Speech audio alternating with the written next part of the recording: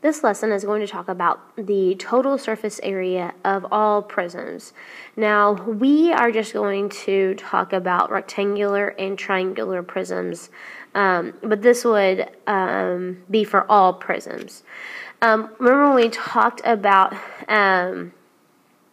a prism is basically you have two shapes that are the same, that are connected through rectangles. And so that really is kind of sort of the technical definition of a prism. So two shapes connected by rectangles. If you look around the room, there are lots of prisms. You have the drawers at the front of the room that are that'd be a rectangular prism. You have the closet in the back corner that is also a rectangular prism. Just lots of things that are prisms. The TV up there is a prism. So you'll see more rectangular prisms as opposed to triangular prisms. It's just something that's just a little bit more common. So here we have just, if you want to call it a shape. It's really kind of sort of it really is like a box that's broken down. I took apart all the boxes. And so let's just try to find the area of this shape.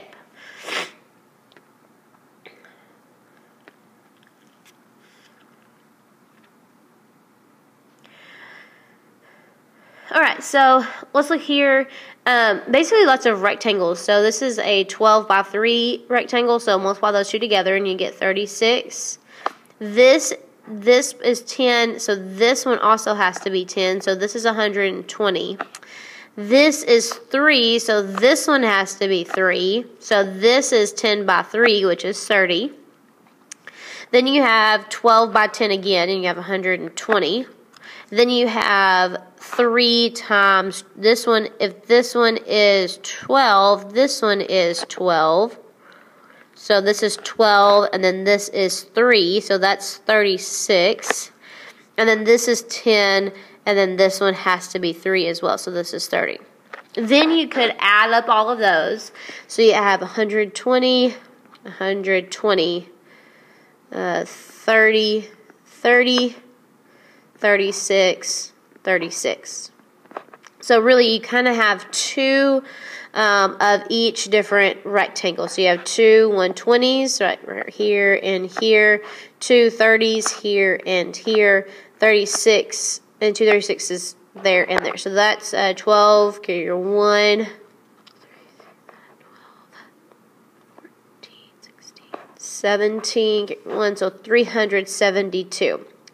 So let's talk about, how you would, you could have done this several different ways, but hopefully your strategy was to find the area of each rectangle and add them all up.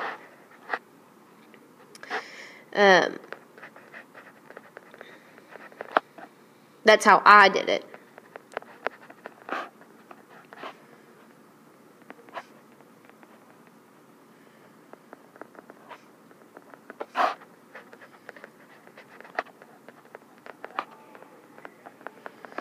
Okay, so find the sum. Remember, that's what happens when you add up all the when you add things. This is the sum.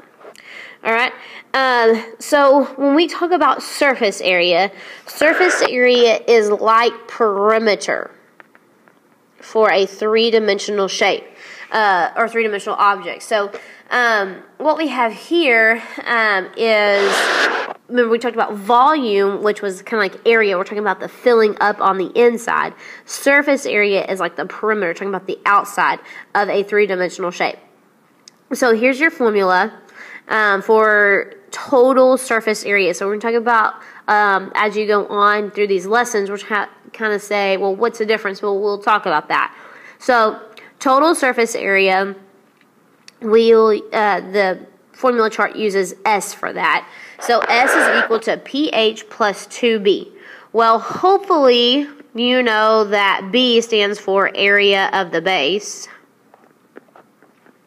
Okay, that we know. H is still the height of the prism, okay? And then P is going to be the perimeter of the base. Okay, so several different things. Now, again, you have to remember what those mean. You can't, it's not a question that you can ask, and that's just something you have to remember. So when we talk about that, so we have two parts of our formula that deal with the base. So let's talk about what the shape of the base of a prism is. Well, it's either going to be a rectangle on this, well, we'll only talk about a rectangle base or a triangle base. If you have a prism, okay, and it has a triangle in it, then it's going to be a triangular prism. Okay. Now, triangles can also be pyramids, but we won't really deal much with those. So, if you have a triangle, it's going to be a triangular prism, and the base is going to be a triangle. That's probably, I will probably almost guarantee you will have a triangular prism, and you have to be able to identify that as such. Alright, so here, I just kind of walked you through this. When we talk about surface area, you know, before, and still it doesn't, before we use the base is just what, it didn't really matter what you use as the base for volume, but for surface area it does matter. So the bottom, what it's sitting on, is the base for a rectangular prism. For a triangular prism, it's going to be the triangle. Alright, so I know a little bit confusing with that. So P is the perimeter of the base, so you add up all the sides on this yellow rectangle here. We have 14 plus 14 and plus 8 is 44. How tall is the prism? Remember the distance between the two bases here, which is going to be that 3. And then the area of the base, so you're still dealing with the base here, and you have 14 times 8, which is 112. Then you plug it in. S equals pH plus 2B. So P is 44, H is 3, and then plus 2 times 112. And so you put that in your calculator just right. You see it, and you get 376. Alright, so again, it's going to involve a little bit more work. It's not just and just be able to just, okay. It's going to require you to do a little bit of work, and you're going to have to find the perimeter. That's why I like you to get in the habit of drawing the base. If you draw the base, you can find the perimeter, you can find the area, and you can just plug that into your calculator for the formula. All right, so we're going to do that here. So we have some. I have a rectangular prism here. What it's sitting on is the base here. So I have this. It's 9 by 4. So the perimeter is going to be 9 plus 4 plus 4, which is going to be 26. The height, how tall it is here, is going to be 15. And then the area of the base is 9 times 4, which is 36. Now I can plug that in to the formula. We have pH plus 2 times B. Okay, so P is 26, H is 15, plus 2 times 36. Then I can plug that straight into my calculator, and that will give me my final answer. So that's going to give me 462, and this is going to be centimeters squared. Okay, centimeters squared. That's the label for that. Alright, on the next one, this here, remember I said if you have a triangle at any point, that's going to be the base. So we have a base here that is 3, 4, 5, it's a right triangle. 3, 4, 5, right triangle. What if you weren't given one of these side lengths, you may have to do the Pythagorean theorem if you know it's a right angle to find that third side, because you have to be able to find the perimeter. So perimeter means add up all the sides. So there's no formula for finding perimeter. You add up all the sides. So 3 plus 4 plus 5 is going to be 12. The height here is between, it's kind of sort of laying down, is going to be the distance between the two bases, which is going to be 11.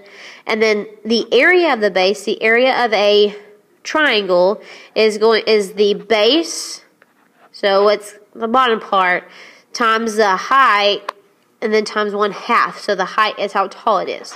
So we have 1/2 times 3 times 4, which is going to give me 6. Then I'll plug that in. We have PH plus 2 times B. So I have 12 times 11 plus 2 times 6, which is going to be 144 centimeters squared. That's it for a triangular base. Okay, so this is total surface area here that we're talking about. The main one that I really want you to pay close attention to is this one here. Okay, this one is huge. Okay, because it's a triangular prism. It's meant to trick you up. All right, it's a triangular prism. It's meant to trick you up. One big key thing right here is perimeter. You have to find the perimeter of the base. All right, that's a key thing. So especially for a triangular prism. Okay, remember perimeter, there's no formula. You just add up all the sides. Don't multiply all the sides, add up all the sides. Another key thing I want you to pay close attention to is the area of the base for a triangular prism. You have 1/2 times base times height. Don't just multiply those two together. All right. So that's it right now for total surface area. And so make sure you're paying close attention to that triangular prism as opposed to the rectangular prism as far as the perimeter and all that. All right. So be very careful as you work through these.